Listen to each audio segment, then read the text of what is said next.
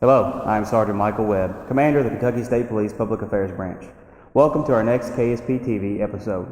For this episode, we're going to be meeting the new Commissioner, Rick Sanders, and the Deputy Commissioner, Alex Payne. Thanks for being with us today, sir. Thank you for having me, Mike. Well, sir, tell us a little bit about the person of Rick Sanders.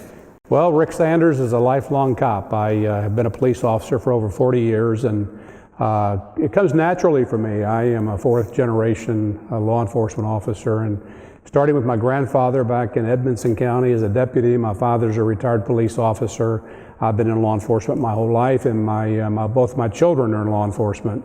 My oldest son's a DEA agent. My youngest son's a Louisville Metro police officer. So law enforcement is not something that I didn't take seriously. I knew when I was a child that's what I wanted to do in life, and I've been fortunate to have a great career with several different agencies doing the mission that I love.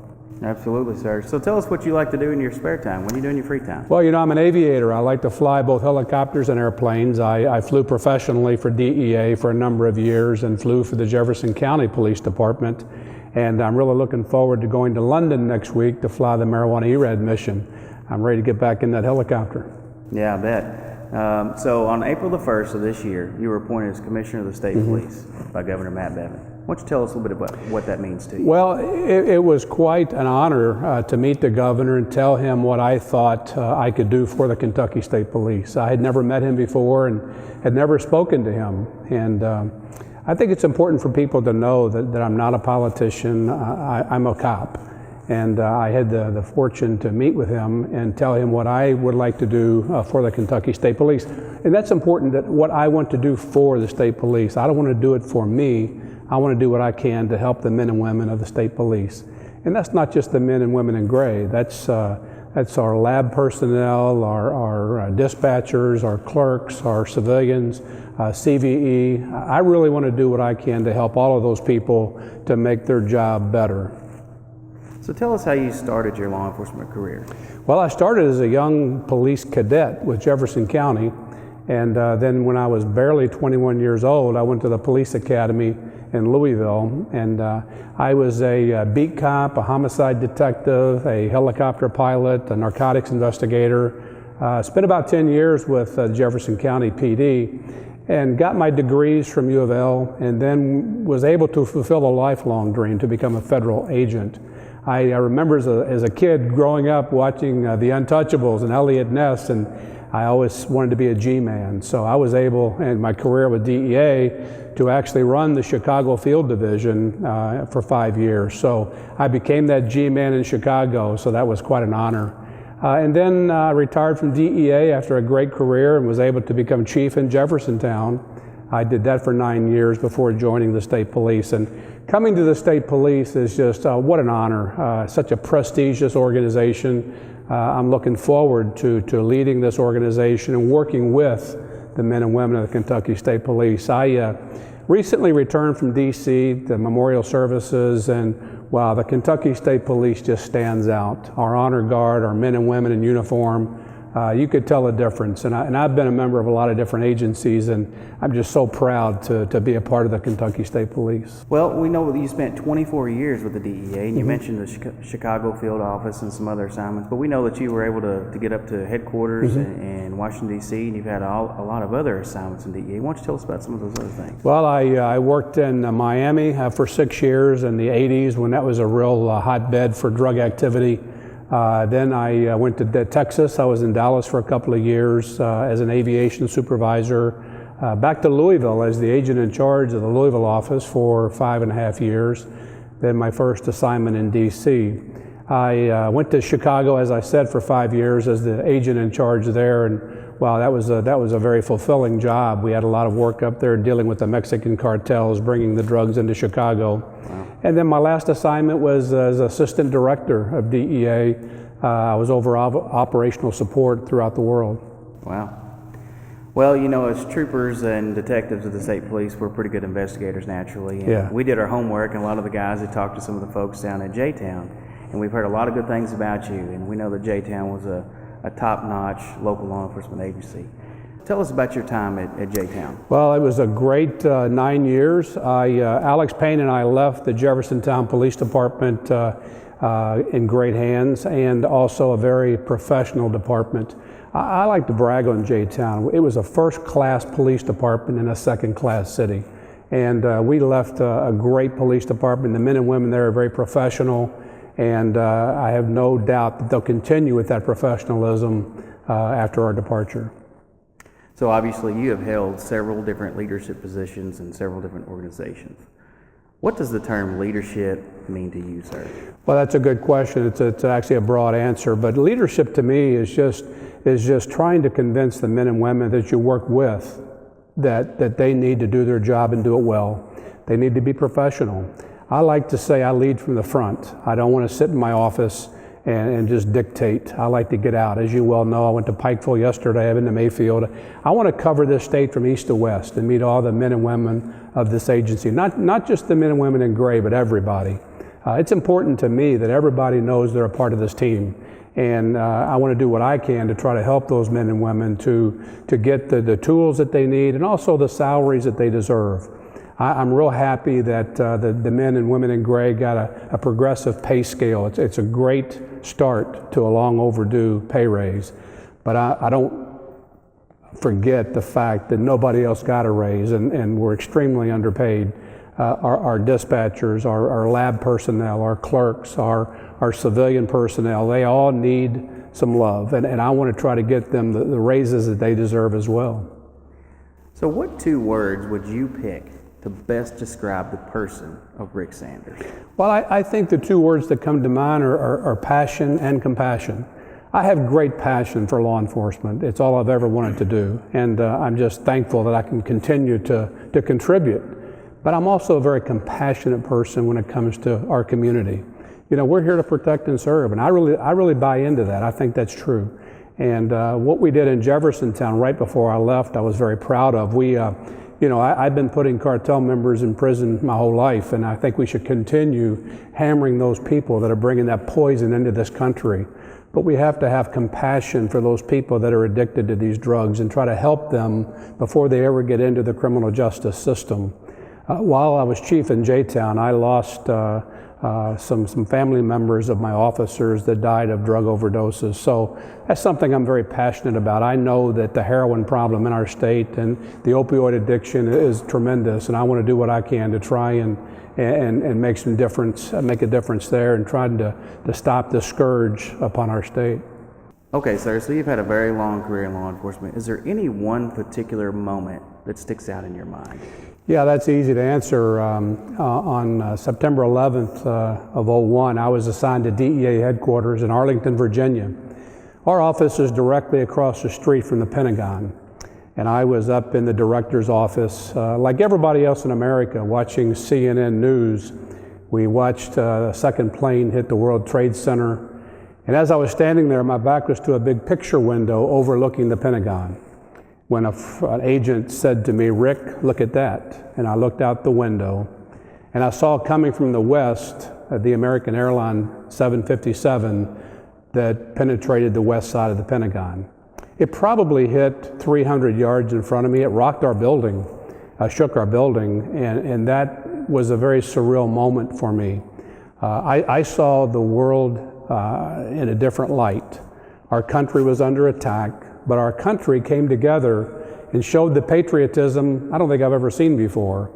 I saw men and women of federal, state, local law enforcement, fire departments, all these people come together for a common good, and that was to try and go in and rescue those that we could at the Pentagon. But more importantly, patriotism became important. And I saw this country come together and try to do what we could to try to combat the terrorism that we're still seeing today. So that's a day I'll never forget. Seeing that plane penetrate the Pentagon was a moment in time that sticks out in my mind. I'll never forget that. Wow, sir, what an incredible story.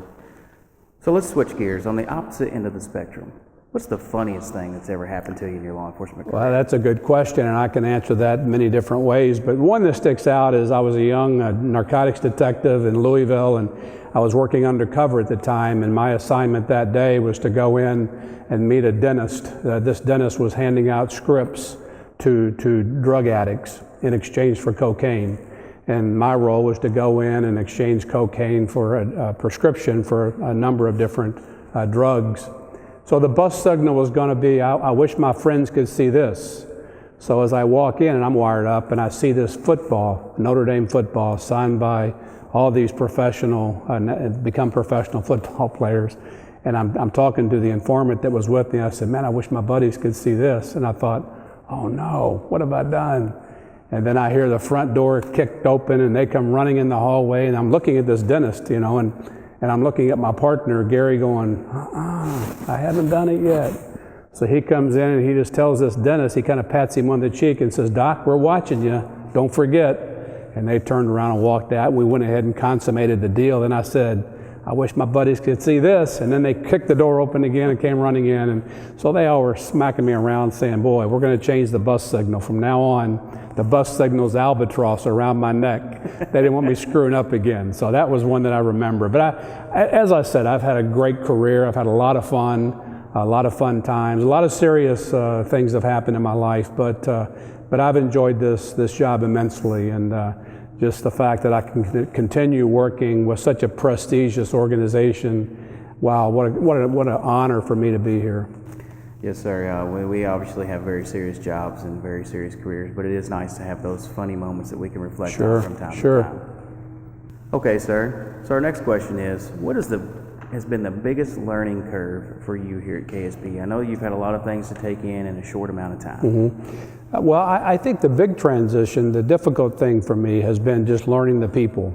We have a big organization. I had a big responsibility at DEA and didn't know everybody, but I'd been there for over 20 years and knew a lot of them. So here at the State Police, what I'm trying to do is get out to meet as many people as I can from east to west. And the other thing is, I'm used to city policing. I've been a city cop my whole life, and the state police is different. You know, where I come from, you make a run and you're going to have backup there within just a few minutes. You might have 3 or 4 officers assisting you on that run. And I tell you what, I feel I have so much concern for our troopers out there that might be covering a 3-county area by themselves. So what I want to do as commissioner is I want to do what I can to convince the legislators and the citizens of this community. I want to brag on our department from east to west, and I want them to know that we're understaffed. We're authorized 1,070 troopers. We're down to 860. We're authorized 160 CVE officers. We're down to about 113. You know, we're woefully understaffed. So I want to make sure that I go over and lobby the legislators to get us additional people for many different reasons, for safety mostly, to serve the public as we should. And I want to cut down on these fatal accidents we're seeing. You know, when you're a trooper covering 3 counties and you're trying to go over to back your partner, you know, you've got to drive fast to get there, and I just want to slow our troopers down a little bit and give them the manpower they need so they don't have to run from county to county trying to do this difficult mission. So that's one of the goals I have. The other is to try to improve the equipment that we're using. I'm appalled that we're driving cars with 200,000 miles on them. Again, that's a safety issue. When we're running from one county to the other, often at a high rate of speed, we need to have the best equipment made or we can get our hands on and give us the people necessary to do our mission. So that's probably my goal, is to do what I can do to convince the legislators. And I want to thank them, first of all, for giving us the men in gray and women in gray, the raise this year. But I want to convince them that we need more people. And we need to remember the other employees that work for the Kentucky State Police who have not gotten raises in years. So that's critically important to me. And I guess in closing, Mike, what I want to say is, look, I'm not here to build a resume. I've done that, okay? I'm here to do what I can to help the men and women of the State Police. I think it's a tremendous organization, and I just want to do what I can to get them the tools and the salaries that they earned. Outstanding, sir. Well, it sounds like you kind of laid out your mission there for the State Police. Mm-hmm. If you had any specific message that you would like to relay to any of the folks in the field, what would that be? Well, I'm gonna reiterate. I think that, you know, I'm honored to be here, and I'm honored that I was able to bring Alex Payne along with me. Alex is, I call him my Trooper R. He retired from the state police, and now he's back as not only my deputy, but my partner. He's one of the strongest tactical, operational guys I've ever met. And for Alex and I to be able to come back here, what an honor. But again, I want to emphasize, we're not here to build resumes. We're not here to have this long-lasting legacy. We're here to do what we can to get the men and women the tools that they need to do their job and the salaries that they deserve. I want to spend a lot of time over at the Capitol, convincing those men and women what a great job, what a great service we provide, and try to get the men and women of the Kentucky State Police the tools and the salaries that they deserve. Well, sir, we really appreciate you joining us here today. There are folks all across the state fulfilling all different types of jobs, everything from driver testing to folks in the lab to obviously our CVE officers and our troopers in the field. And this interview with them will give them an opportunity to realize who the person Rick Sanders is and your vision for the agency. So we really appreciate you being with us today. I appreciate that, and I hope to get out and meet each and every member of this department. And it's a vast undertaking, but I'm going to make every effort to do that. Thank you, sir. Thank you. Appreciate you being with us today.